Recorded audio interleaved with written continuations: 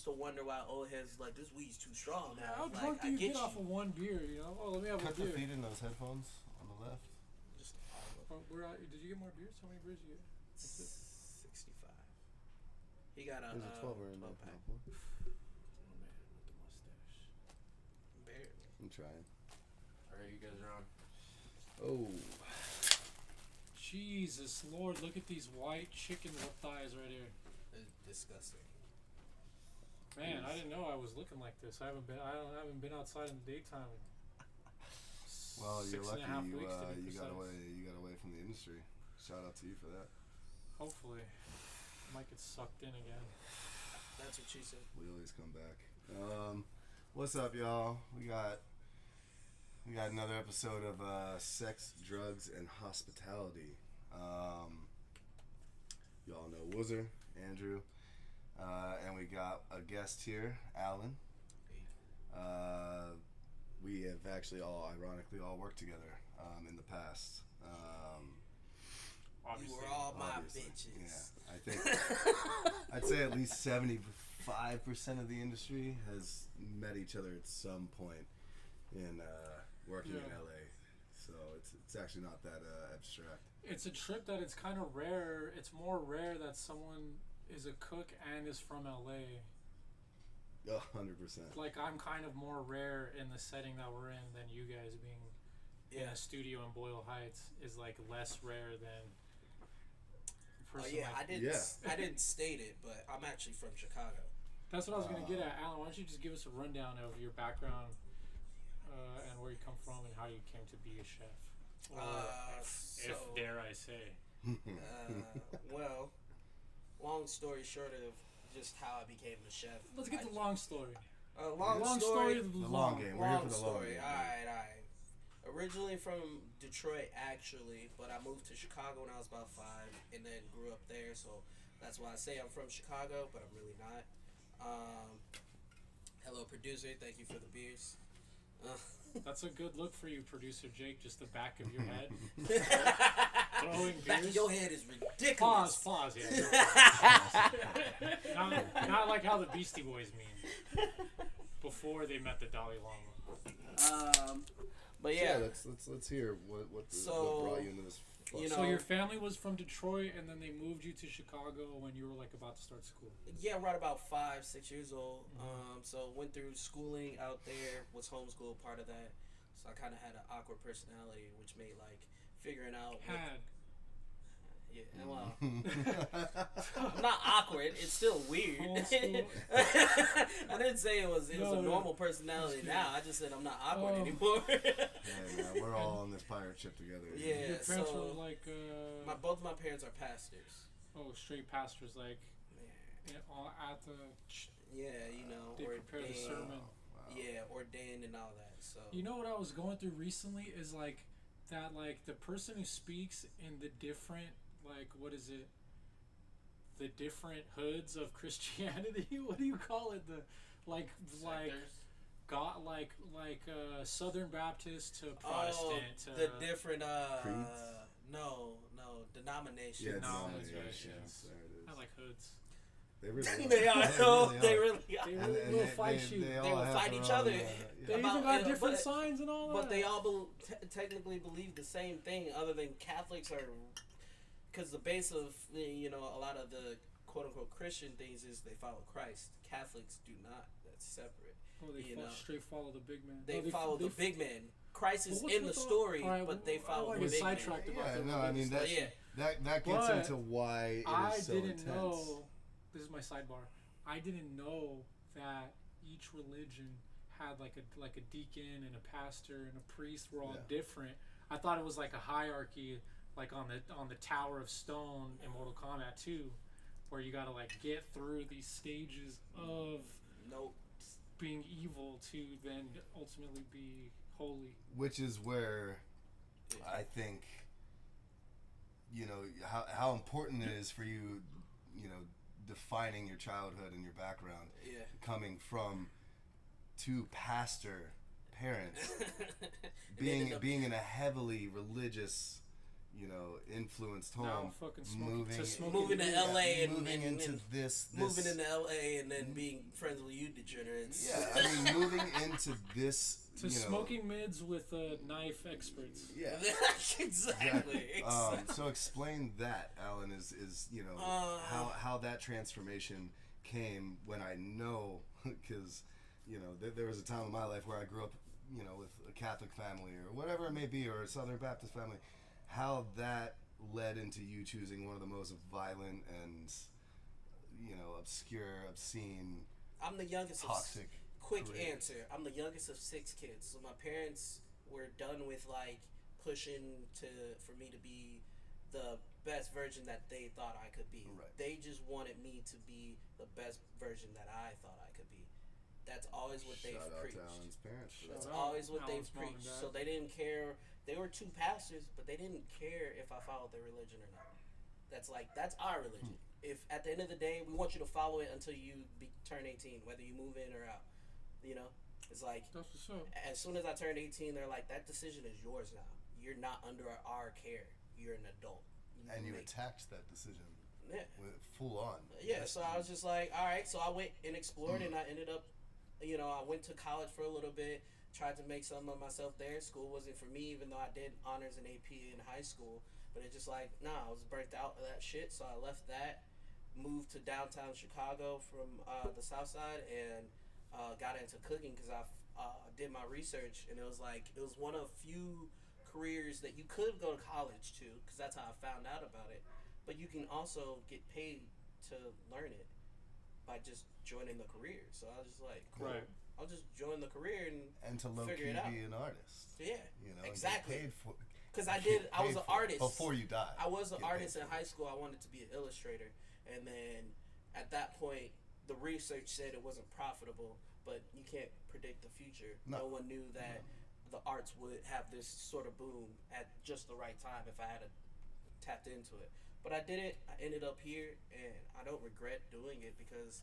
How old are you again, Alan? 27. 27. But I've been doing this since I was 20. Oh yeah, it's good though. Young though. I mean, I feel like $1 million still. I definitely don't. No, you're not wrong. I'm young. 750? In the industry, I'm young as fuck. Think about it. I made chef at 26. Yeah. Shout out to that. Yeah, how many years in the industry were you in? 6 years. I literally started at 20. I was 6 years in, and I made chef. And you're in Chicago. So where did you went straight to fine dining, or what did you? More or less. I did a year at some place I thought was fine dining, and then I got. Learned what fine dining? I got schooled that when I left there, I got schooled that wasn't fine dining, and then I went from there. Still don't work at fine dining, right? No, because the thing is about Chicago's more New York than it is LA as far as restaurant culture, and everybody knows New York is very hardball. You gotta prove yourself. You gotta go through some shit in order for you gotta earn your stripes and everything. So, in our industry, the more pristine the restaurant, the more stripes you had to earn. And the more bullshit you had to deal with, the more hours spent. Especially me show being me a black 5 ways to shuck a Mediterranean. Bro, especially me being a black guy, is like I had no allies. 9 times out of 10, I was the only black guy there, and I was gonna be the only black guy there. In Chicago, for real? What? We're not going into fine dining. We're working at fucking Portillo's. We're working at burger shops. I feel that. I remember I was in the Midwest and I saw a black dude selling hot dogs on the corner from a stand, and I was like, what is the Mexicans not doing here? How have we not capitalized on They this? selling tamales on the cart. Look, that's or out of a cooler or the trunk. That's no, it's different. It's different. That's certainly a topic that needs to be discussed, and I'm sure I'll be back. 100%. But Midwest street food is crazy different than that's the allure. That's the allure. You came from Chicago. A really strict but loving family. Yeah. But that's what this industry does to you. It relocates you into, either you're born into it and you grind in the dish pit and work your way up through many, many years of pain and discovery and all this, or you find your position in this industry whether it's front or back of the house, and you know, your way of transcending and elevating is to moving to a new city, and throwing your bows in that new city. For you, coming from Chicago, there's already this invisible line that needs to be crossed and tested, and by people who've been in LA for 10 plus years. They're going to test you, and your resiliency is what really matters, and that's something that, you know, I think based off of what I've seen from your performance personally is something that you've definitely captured, right? And that's where the real struggle begins, is when you're tested. It's funny because this is something we spoke about on the last episode, was you know, the hazing and the testing, and it's fucking exhausting. I punched a lot of cutting boards. Oh, I bared witness to this. Okay, I bared witness to this.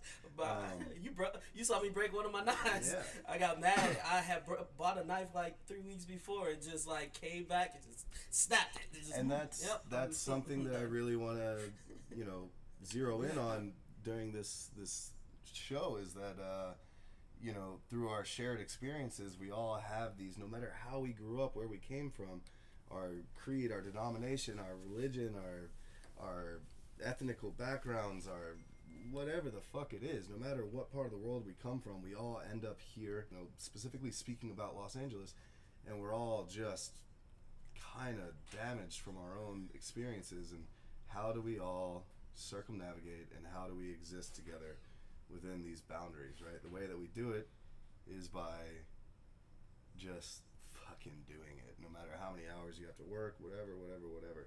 And you know, I love having you on the show right now, and like hearing your story and hearing why you even decided to come here.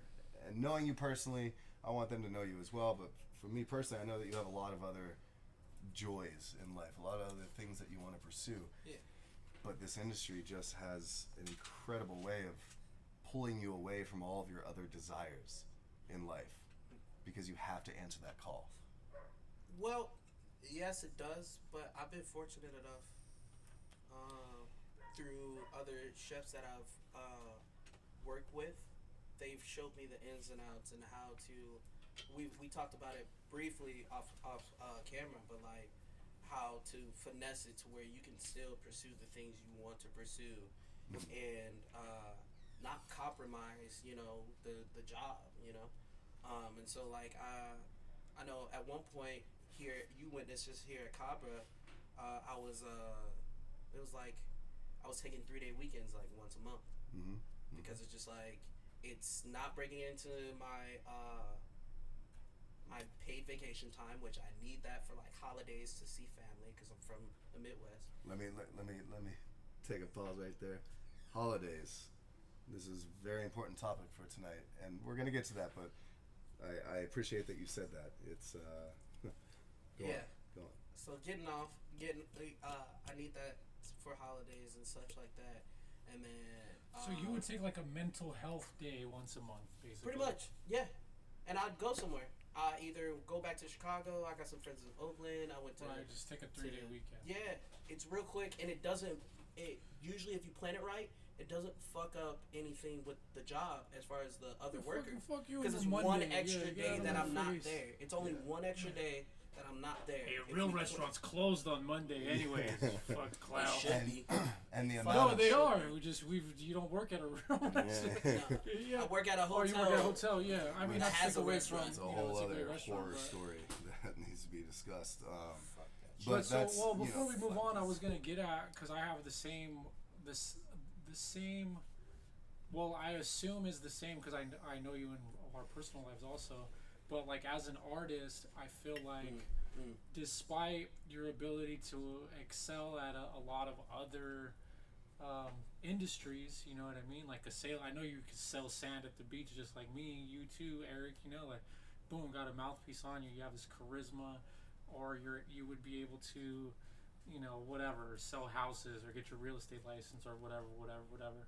But it seems that a specific type of personality paired with this artistic background growing up, whether it be music or some sort of expression or whatever, do you feel that your choice of longevity in the hospitality industry in the kitchen is reflective of that, you know, conducive relationship between you being an artist and like I'm a painter. I was a painter. I did graffiti and all that, and it was like easy for me to commit to fucking Brenoiting shallots the same way that it was like, you know, tagging or whatever. You know what I mean? When I was mobbing. How artistic it was, and like how beautiful it was to get all those. It's like seeing like I forgot the name of the painter, but the one where everything's just is right angles. Just is like everything's perfect right angles. Perfect paint. It doesn't really it look looks like cityscapes. Yeah. But it's just all just right angles. But it's just like seeing that type of symmetry, you know, is an art in and of itself. You know, and being able to pull that off. That's actually one of the reasons why I was okay with getting into the culinary industry is because like the art of it, of plating the food and like. Right, that like romance of like the balance between flavor and presentation, you know, because you need both. You can't have a beautiful plating, but everything tastes like shit, or vice versa. You can't have an ugly fucking like, ceramic either. Nah. But you know where the real beauty begins. At least for me. 100%, but when you're not hungry anymore, which it doesn't happen to somebody that's yacked out all day throughout service. But it's I'd like to touch on that question as well, and it's far down the road once the beauty of it being art turns into the hostility of that's what I was getting at is like your self-creation and your self-destruction. But then you're like, damn, this bitch is toxic. Yeah. It's like turning any hobby or any art form into a career. It's hard to turn away from free ass, you know. 100%. Like you're good at it now, but then is it a conscious decision for me to maintain this career path? Right. Knowing the obstacles, like we were just talking about making 80K. Fucking 65 is the poverty line in LA County. Yeah, easily. You know, easily. so and as management, that's like the start. I mean, 55 is salary. At most places for sous chefs. And we're talking about high end. We're not talking about the basic shit. I think that's, I don't know if it's county or state or whatever, but that's like legal. Like if you pay someone like a salary, it has to be 55 or whatever minimum. Which I don't know what year that fucking ordinance shit. Is or from or whatever. It's not even because just it should in be LA. a lot higher. Like even just the management roles that I've taken on in the last 2-3 years, well, save the pandemic, of course. But are not worth less than 100K. Right. And then when you see the revenue and all this stuff and all this, but you continue to take on the challenge. You continue to go. You say, I can design the menu. And we're artists. That's why that's why that question was so relevant. Is because we're all artists, and as you said, selling sand at the beach. It's we all have this like hustle mentality. No matter if we came from the slums or we came from a healthy home, doesn't matter. We've all circumnavigated through this life with some sort of hustle mentality, and the ability to push yourself beyond the limits of what a normal human would do. Like a 9-hour day to somebody in the office is like, oh dreadful. Man, I had a long work week. But a 9-hour day is for us is like, oh man, I'm fucking. I didn't work 12. I just worked a regular day. But guess I'm gonna fucking bounce, right? Like a normal human being. But for me, we're all conditioned to where that isn't normal, and that's the fucking problem. That's the issue. Is that we have to kill ourselves, whether we're front or back of the house again. These guys in the front. No. This is about all of us. In front of the house, I know a lot of people who work 2 full-time jobs. And their auditions aren't going well, and they're not making money doing other shit. Whoa, who you throwing shade at, bro? It's true. They have to sacrifice their desires in their own art form to make ends meet in this career, and it's devouring us. It's killing us. And that's why I mentioned the beauty happens before, and that's when we're doing the prep. Okay, so now you're a butcher, yes? Yeah. And I know you've done this type of work. It's the only stillness in your day when you're prepping, and you're for me personally, it's the only time in my day now that I find the most beauty and the most patience, the most knocking down a 22 quart of fucking carrots. Love it. I do. Give it to me, mindless baby. work. Please. Mindless And work. butchering is another craft that is so. You know what I think, guys? If we're gonna get hard-ons about it, when I'm doing like serious, like when I was doing poke and like carving up, 200 pounds of fucking salmon every day, I would think like romantically of like all the knowledge that had to be compiled over time and different fools like telling somebody, like, say the first fool that I learned, like, hey G, cut them scales off that bitch. Yeah. You feel me? Yeah. And then check it out. Let me put you onto some shit. You know what I mean? One time before Shout that, out what was Alex he doing? Atala. Eating the scales. Eating the scales, bro. Yeah. Or just picking it out. Eating the lips and shit. But it's it's through that shit's hard. It's through that desire to find art in that craft that forces us to do these weird things. So what's the bastardization of it though? Like fuck, that's the craft is not treated the same as like other ancient knowledges like it. 100%, and I think like a welder, we should get paid like fucking welders, bro. That's the thing. It's blacksmith. What's a blacksmith make in 2022? It's treated the guarantee Cuzzo makes about 150 off top. Think about it. Suck it. Welders because of their career or because of how I'm agreeing with you. I got this, guys. At the end of the day, I'm agreeing with you. But how their shit is set up, you can be an independent contractor and, like you said, pull in that $100K a year because I don't have to pay out anybody. It's all my money. Whereas with chefs, a lot of the times there's not enough people who can afford There's not enough weddings. Listen, but that's not the enough thing. people. Are we can starting afford a it to go wedding around. catering service, boys? That we Just could think about how much you would be that? charging somebody a year if you were to become their private chef. Real quick. You ain't charging nobody under like $100,000. That's the most mind-blowing thing about it is, okay, so you take a welder or you take a blacksmith. This is like such an abstract art form that people, if they're really fucking good at it, people are gonna eat that shit up, right? This is also something we spoke about briefly on the last episode, was that you take a chef who can, let's just say we can make better food than it's a lot of people, a lot of other people. Okay, it's because we're passionate about it. All right, so why can't we just decide, fuck this, get an affordable truck and just go out there financial and do security. it? We can't do it because we make shit money. But the services that we provide are far, far more necessary than, I'm not going to say more necessary than a welder or a blacksmith, but far more necessary than a lot of the bullshit that people get paid. You ain't welding shit if you're hungry, G. That's true. So that's what you gonna weld if you ain't had no fucking bacon? I think partially it's the places you try to do it. Because a lot of people, like I said, they try to do it in these big major cities where it's like the cost of living is already scrambling eggs. Expensive. The homie that works at Stagecoach, scrambling eggs.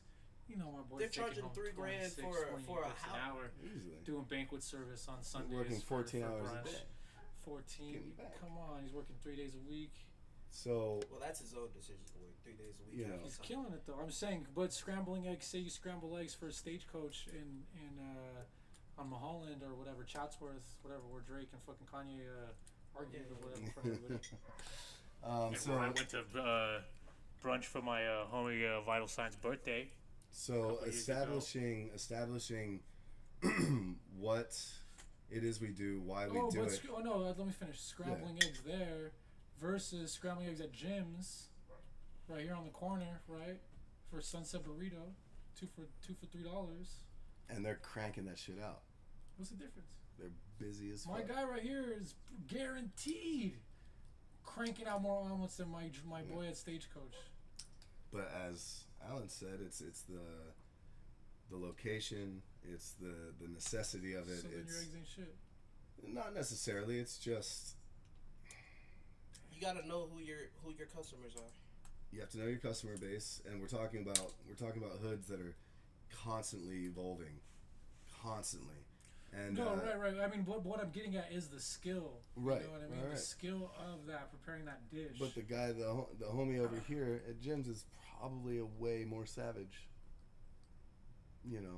Or it could be the same guy for all we know. 9 times out of 10. Come on. Honestly.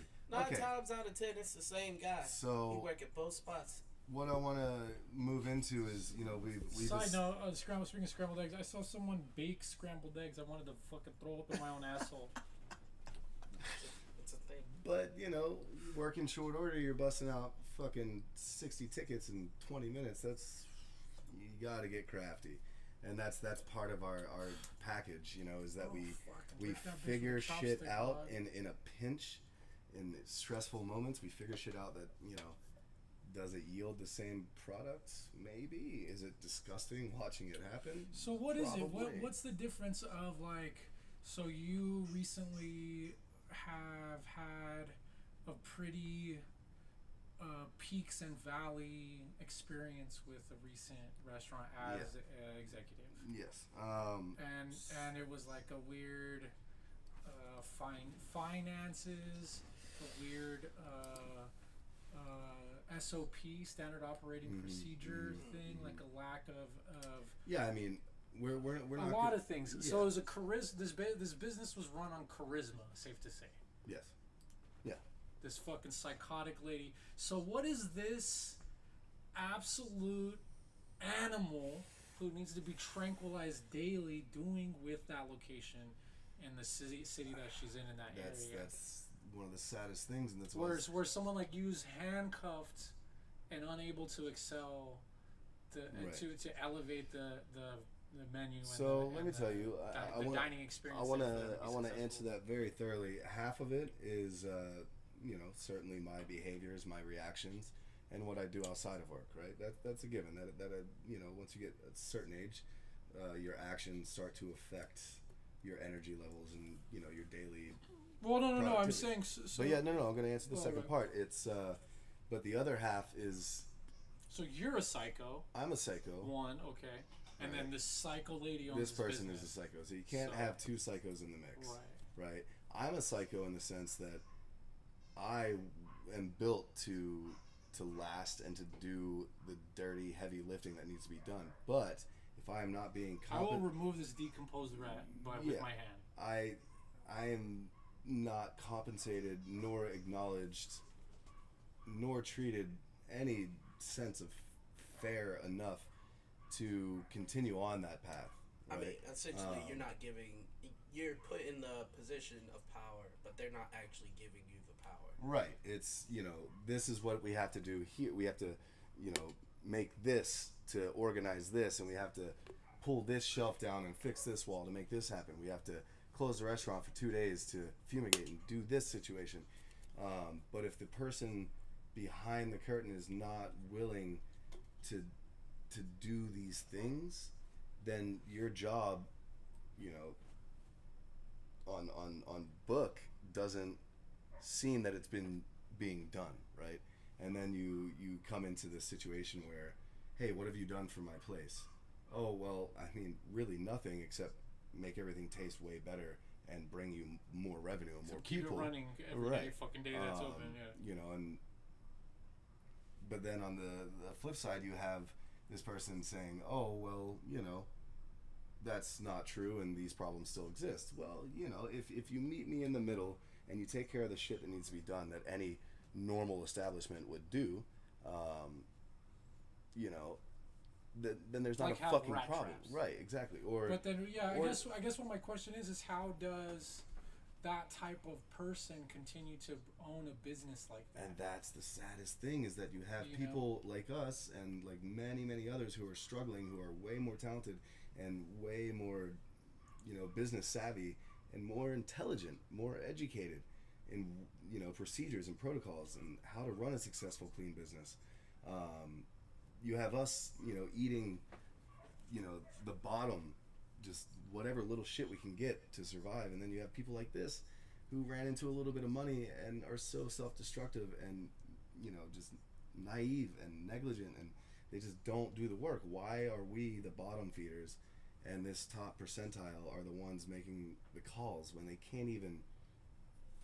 Well, I mean, there's also a contrast to, like, that's a small independent sort of mom and pop's operation to then the callous sort of,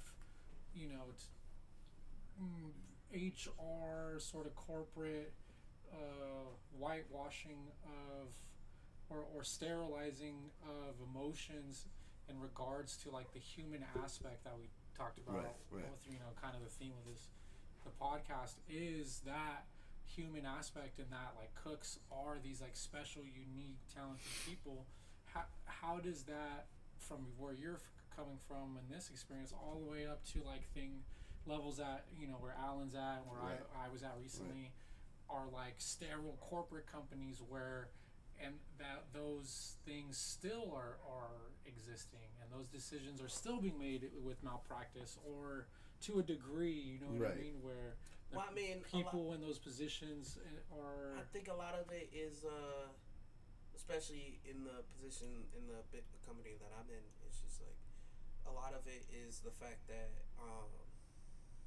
some restaurant groups, especially, they get too big to where they're so big that they have to start acting like a Walmart or something, in the sense of like they have to just stonewall. We can't do this because it's like we have too many people to like keep in tow, So it's just like we kind of just gotta just stop it altogether, because it's like there's gonna be that one or two person that's gonna do it regardless. But if we let them do it, they're gonna do it that much more, or that worse, or whatever.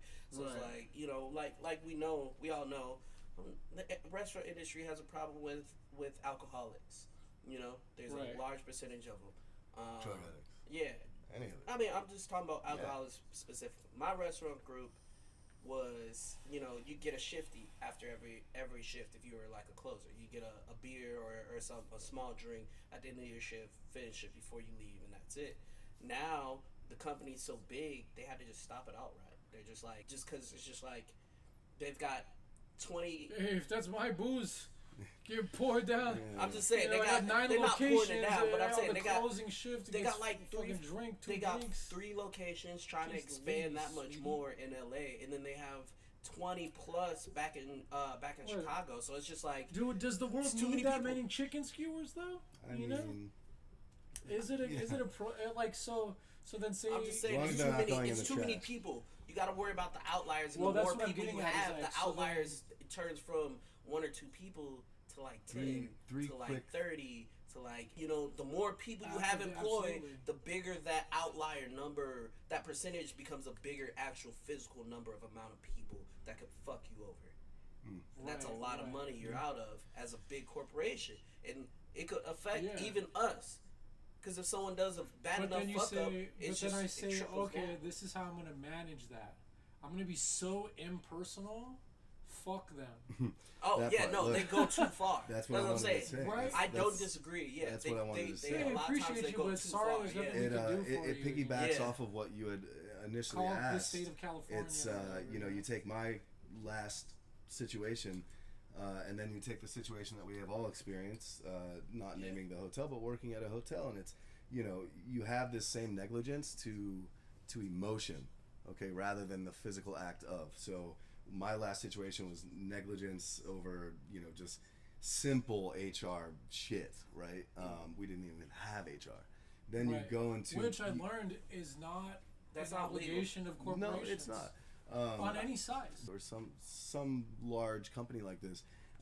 But what you start to see the lack of is the emotional attachment to other human beings, and it becomes this soulless, like daunting, just very eerie. Like I remember being in the elevator, just like, is anybody like alive right now? Is anybody in their body have a good day. right now, or what is happening here? And it's because of the way that these corporations conduct their HR and like all the protocols, and you can't have your own voice and your own energy in these places.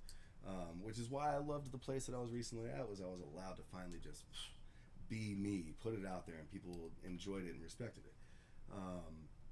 But before we get to today's, and it's something that I really wanted to trickle into on this episode, was we've established the ins and outs of what this industry does, how we conduct ourselves, and the things that we do to get here, and the things we have to do to remain, and the things that we miss out on being in this industry. Now, I like to say this goes for front and back of the house often, is because this podcast is not about chefs. It's not about food. And I'll say this every episode. It's about hospitality workers. It's about what we all have to do as a collective, and it's something that we've really strayed away from, and I think always have, is that we are all equal, and we are all together dealing with the same bullshit that people like my last boss or people like any of our bosses have done wrong to us, right? Maybe not with intent, but their naiveness is what is creating this hostile environment. So things like putting everything on the table daily, missing family time, missing out on events, holidays. Why is it that banks can close, the most important industry in the world, the banking industry?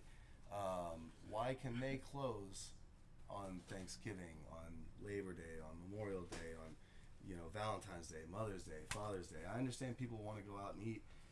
Shout out to the moms. I have many in my life. Shout out to the dads. You have many moms? I have many moms in my life. Yeah. As you get older, you start. But the thing is, it's roles, impossible to black these days out. I actually pulled a joke that I was gonna say, but I just decided not to say it. I wish you would have. I feel like you're in the moment right now. Nah, keep it off the camera. That I'm also ruling anyways. But yeah. It's crucial and it's very important. And shout out to you for getting those mental health days, because we all need them. And shout out to you for being able to finesse your way and circumnavigate through some of these situations. I took mental health days, but I fucking flat lied about them.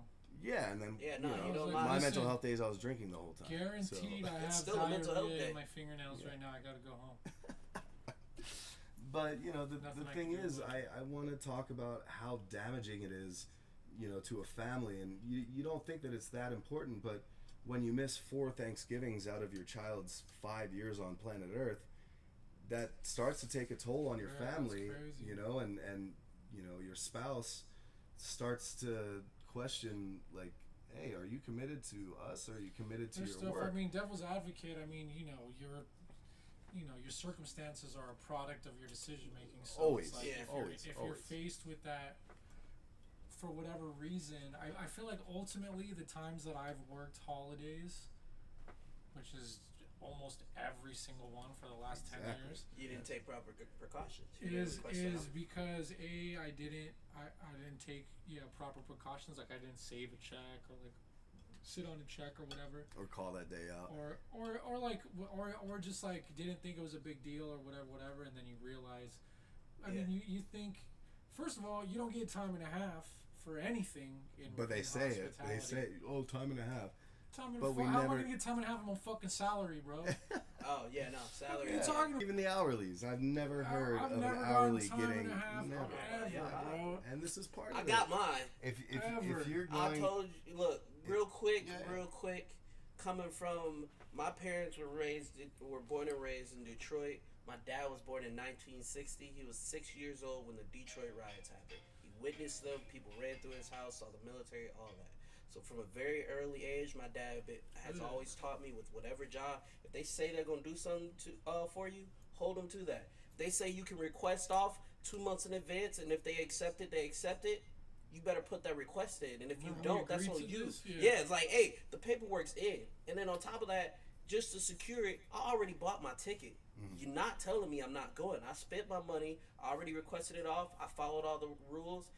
If you reneging on that, that's on you. That's your problem. I'm out. But the issue with that is that then creates. No, it don't. You does. do it from day one. I know. Do it but when you're an hourly, and they will respect it because you're following the rules. If they get mad at you for it, they're bitches. Look and at like you how shouldn't be the type working of for them managers me and anyway. Eric would be like, all right, Alan, go ahead, take Thanksgiving off. Bro. If they're mad at you for it, you shouldn't be working for it because that's bad business. They're supposed anytime you take a job, they have you. A lot of times they'll have you sign some paperwork that's supposed to say. It's on both sides. I will agree to this paperwork. You will agree also on your. It's already signed by them that they'll agree to said paperwork too. So it's just like, I'm gonna hold you to that. I want these 3 days off. You said I could have these 3 days off. You scheduled me for those 3 days. I'm leaving. I'm sorry. You scheduled me. I'm bringing it up right now because you just put out the schedule. But look, I'm out. This is the stress. that it puts on us, the That's pressure what that it it is, puts yeah. on us, and that's the most important thing. Is we are witnessing here exactly what this industry can do to us. It breaks us down, and it forces us to feel like we have to be, in order to get little tiny fragments of our life given to us. You know, granted, we chose this career, but this, you know, things are changing, and we have to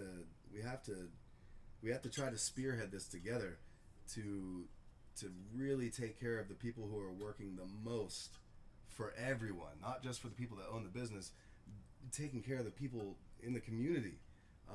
You know, millions of people go to the same spot every day to get the same thing that they love so much, because that's the only moment in their whole day that they're like, finally, like something in my day that is just exactly how I wanted it.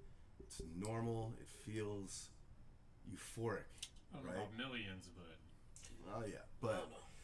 I think moral of the story is, it's, you know, and to kind of trail on what you were saying, yes, you have the ability to do that, and yes, there cannot be retaliation, and if there is retaliation, then, you know, shouldn't be working You there. can go through a litigation. exactly, And all that. then that's all going to I happen. think But at the end of the day, ultimately, no matter what's on paperwork, no matter what is fucking in the guidelines of the employee manual, you're, especially if you have a leadership responsibility, I feel like you're expected to work on holidays. Even me, I would expect my other subordinate managers, I would expect you to bite the bullet and work with me also. and that's what I want to I ask would is, expect y'all when do we before- change the expectations? I mean, I of guess his- as a leader in a kitchen, like when I'm in a management role, it's like I run it like it's my own business. So it's like if we're gonna be open, we're gonna be open, Yeah. and I'm gonna be there. You know. But that's the thing, as a leader, as a boss, as a business owner, I would never I'd rather make not my be people open. open. I would not Come make in my if you want. I would not make my people work on Christmas or Thanksgiving. No I fucking remember Well, I way. mean, working I'm in a weird situation because, like, we briefly said something about it earlier, but my restaurant is inside of a hotel, and in order for our restaurant to get in a hotel, there was a contract between the hotel and the restaurant, Right. or the restaurant group that owns the restaurant, the rights to the restaurant. Fiscal agreement. There was a fiscal agreement, and a part of that agreement is that we had to be open, or there was 2 restaurants in Every there. And fucking day. one restaurant had to be open every day.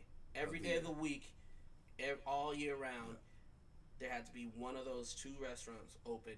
And for fair, you service. walk into that situation It's a knowing that. hotel, Yeah. You know. And I understand, I get it, but at the same time, there is a way to subsidize, to work around that contract, to where you don't have people setting up for a full service and then getting 20 people in the restaurant.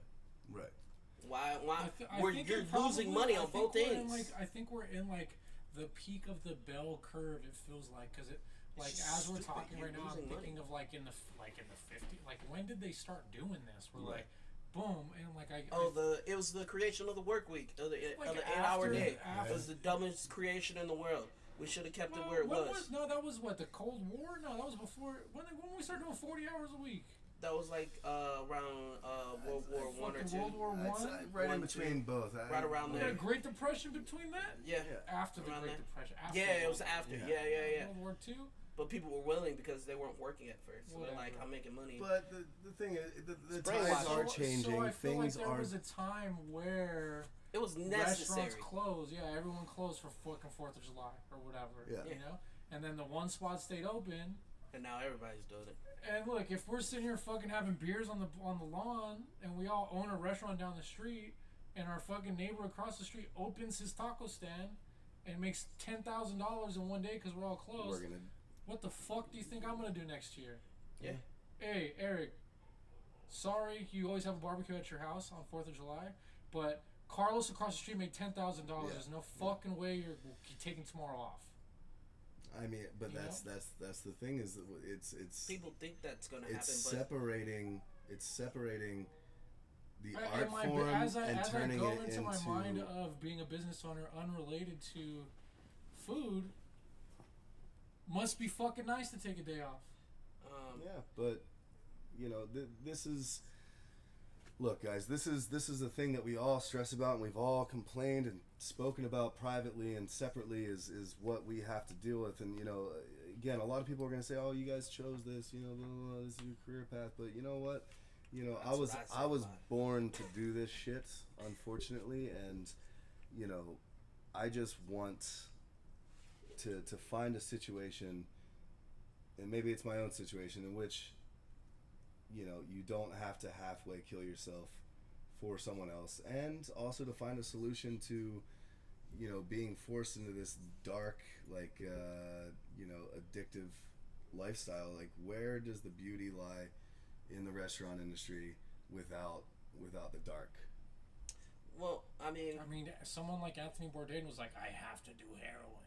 Well, I mean, I think it's heading in the right direction, because it's like generational too. Yeah, no matter how fucked up, like, some of my, like, even you guys would say my boss is and everything.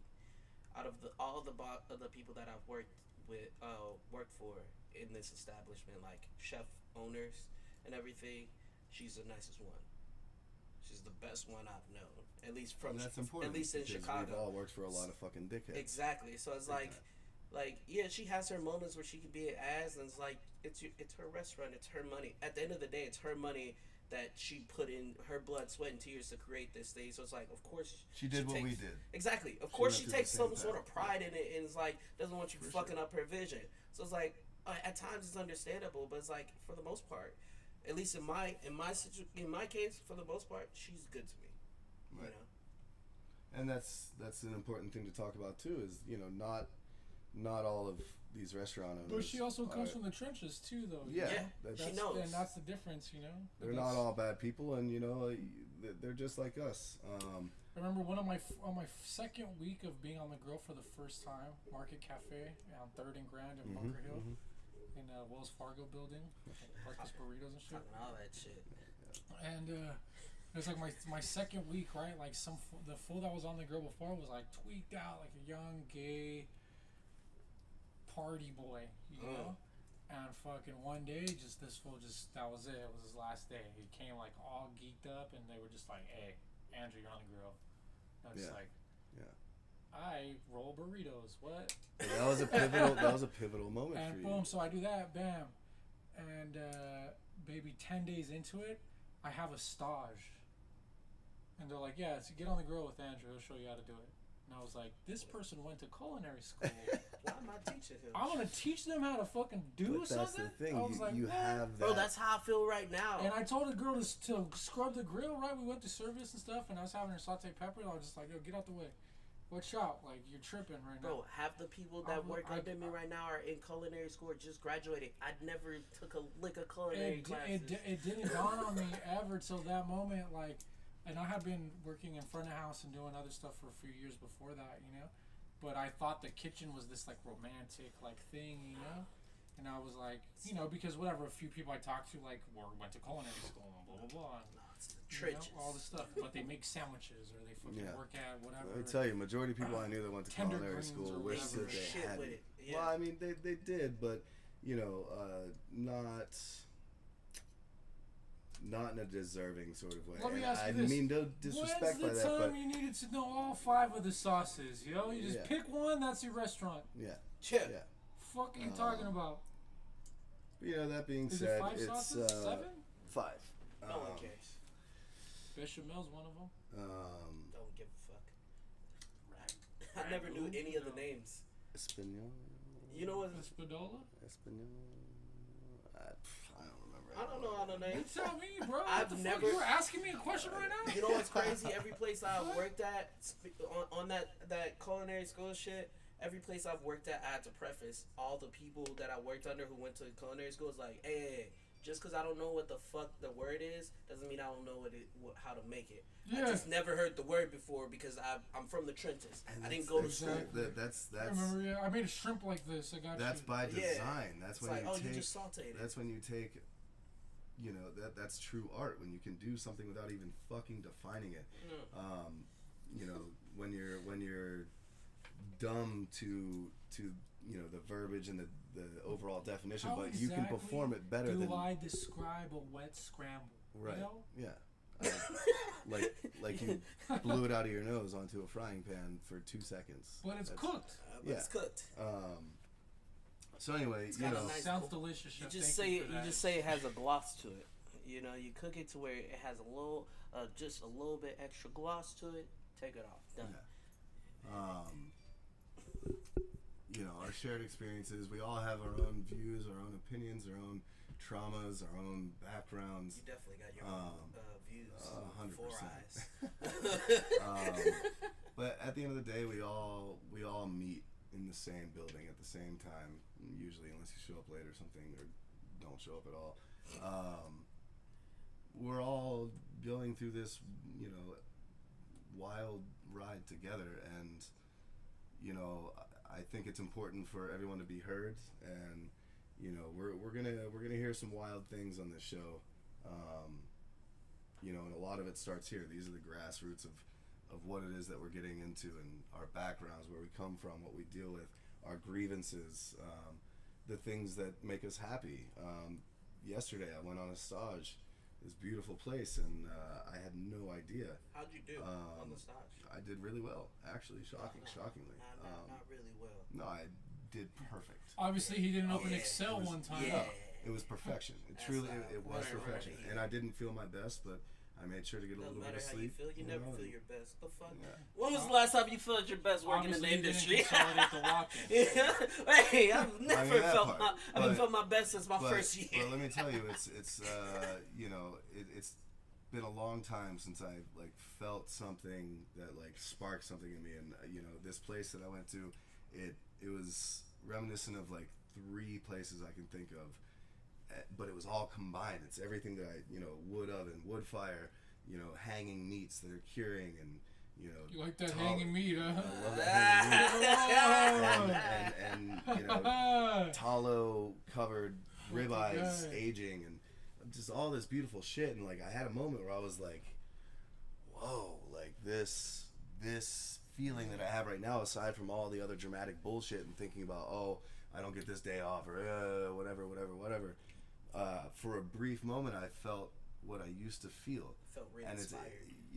it's like chasing a high. You know, you're chasing that first like time that you just felt like being thrown on the grill and being a gangster at it, or being thrown in the butcher department and being like, wow, I love this, I'm good at this. And it's, you know, we're constantly chasing that first high, and what makes us feel good. Let me ask you this: would you put your own money up to open a restaurant? If I had enough. I would. If I had enough. I would. I know I don't have enough. Like would. you like for an SBA loan, you got to put up like 1.3% or something. Yeah, and Yeah. I would. So 1.3 of a million is what? I don't know. like 10 100 grand. 100 Producer, help 13,000. math. 13,000. Okay. I Yes. got 13,000. That's gonna take me Okay, a year to save. so- You could get a loan for 13,000 right now with a So I'm gonna get a loan on a loan. I absolutely You would. put it on a LLC. Hey, so you Well, can no. it won't fuck To up my answer you, credit. I absolutely would. You want to know why? Because Start LLC, yeah, that I'll one work for you. moment that I felt yesterday, I understand that the majority of how I feel and why this industry has just run me into the dirt, and why the same things continue to happen over and over, is because I finally realized that I'm not the best in the world, but I've learned enough from the best in the world to feel confident that I know what I truly love to do in the kitchen, and nobody can give me that well, except maybe for you myself. haven't had the level of responsibility to be considered the best yet. You know. That too, but I It's hold like myself from you, that. Yeah, I mean I hold myself that's from that everyone wants to be the heavyweight fucking champ until you get punched in the face. You know. by the heavyweight champ. By the heavyweight fucking champ. Yeah. I gotta beat this guy. Yeah. You know what I mean? So it's like, me personally, I don't know if I would put up my own money. I want to be Kyrie Irving in this bitch. You feel me? I want to be really I want to be good, Kevin really, Durant. Actually, no, it's like you signed 4 that's years. Too much, it's like, that's yeah, too much not bad. pressure. It's too much pressure. I want to be Kyrie Irving. Really, Kobe really, really Bryant, fucking yeah. good. But like, I'm never the best, so I never have the pressure to like win rings. I don't need to win that's the rings. thing. Everybody already respects me as far as balling. That's all I want. And I agree want to with be that. in the It's- industry to where everyone respects me as Right, a chef. But yeah. I may not have a Michelin star restaurant, but you ain't got nothing bad to say about me, really.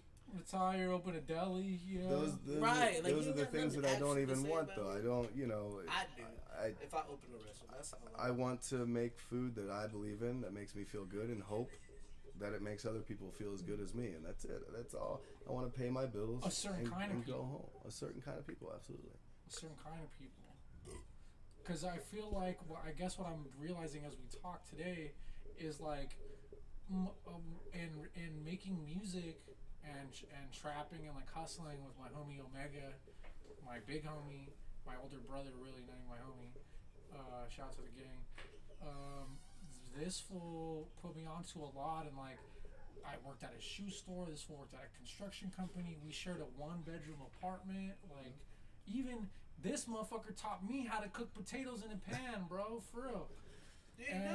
And so we were hustling. We lived in the hood, 43rd and fucking Figueroa. Very scary area. I'm not even from here, and I know that. That's kind of a good spot. A lot of things can happen on Figueroa. Yeah, that's a lot of things. You go past 10 on Fig, it's just like just stop, just turn around. Or don't. He was going through it, and he was hitting the ceiling or whatever. And so I'm gonna pose the same statement to you that I did to him, and it's you're either in love with the struggle or you're afraid of success. In love with the struggle. To move past this part where like you execs, stuff. Okay, we're on this, but like I could be a rookie executive chef for any restaurant, damn near. Any three of us could be, some fucking chicken skewers. You kidding me? Or whatever, And that's the whole idea of the show is that why are we obsessed with the a Kogi taco? Why are we masochists? Roy Troy made a fucking $1 million off of kimchi, bro. $1 million a month off of kimchi, bro. Basic shit. And we're obsessed. We're obsessed with this shit, and it's so in these grievances, it's like when you're on the other side of the fence, does what we're saying matter?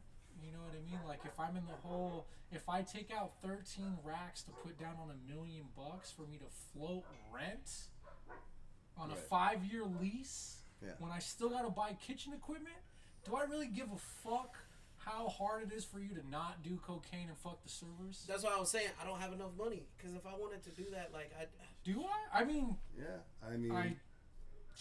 but I also believe that the majority of us have not yet reached that potential.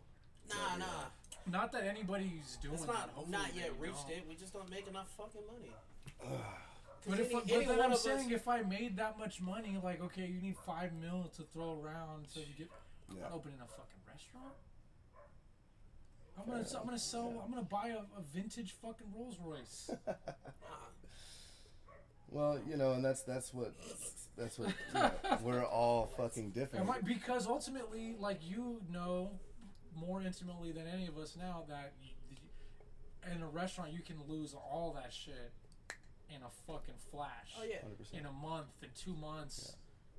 Of letting your bills go. You just brought it all the way back around because look, that's how you treat your people and your business, though. Yeah, it's dependent on that. You lose it because you lose sight. You give it up. You stop being obsessed with it. Yeah, you know what I mean. Right. That's the fucking problem. That's why I was saying I don't have enough money. We see these restaurants close because they mismanage. They treat their people like shit. Well, 13, that's $3 million, boys. Boom. So, $13,000 not hard. With what we make right now, we could all save 13 racks in a year. Easily. Yeah. And maybe we will, and I hope you guys see that. 100% no. But, he's got a baby. That ain't happening. Anyway. It's gonna be random expense after no, but I random mean, expense. that's what I'm getting at is... But yeah. Is these hostilities come from that, for you to be the restaurant group, your level of liability is crazy.